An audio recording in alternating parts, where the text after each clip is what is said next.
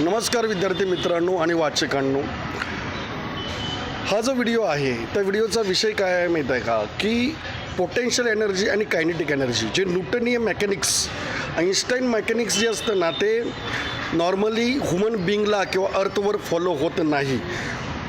न्यूटनीय आईन्स्टाईनियन mechanics जे आहे ना हे ब्लॅक होल्स, मॅसिव्ह स्टार्स जिथे ग्रॅव्हिटेशनल प्रचंड असतो, काळाला मागं टाकण्याची कॉन्सेप्ट म्हणजे Einstein was perfectly correct mathematically scientifically is the one of the most intellectual person like Newton.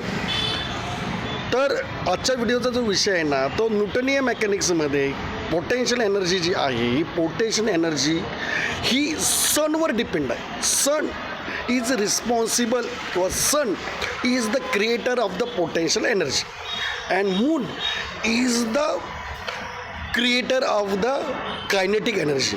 तर सन आणि मून या प्रत्येक ठिकाणी म्हणजे कसं आहे माहीत आहे का, पण पी एम जो आहे ना तो सन आहे आणि सेक्रेटरी आहे ना हा जो मून आहे. डिसिजन घेण्याची पॉवर सनकडे, एक्झिक्युशनची पॉवर मूनकडे, कारण मूनकडे कायनेटिक एनर्जी आहे. तर नीट लक्षात ठेवा, IAS ऑफिसर आणि CEO प्रत्येक गोष्टीला एक सेकंड कमांडंट असतो. फर्स्ट कमांडंट सन आहे आणि सेकंड कमांडंट मून आहे. Sun stand for the potential energy and moon stand for the kinetic energy. तर याच्याविषयी डिटेलमध्ये मी माझ्या पुस्तकात लिहिलेलं आहे. तर वाचकांनी हे पुस्तक वाचावं आणि त्याच्या प्रतिक्रिया कळवाव्यात ही नम्र विनंती. थँक्यू, धन्यवाद.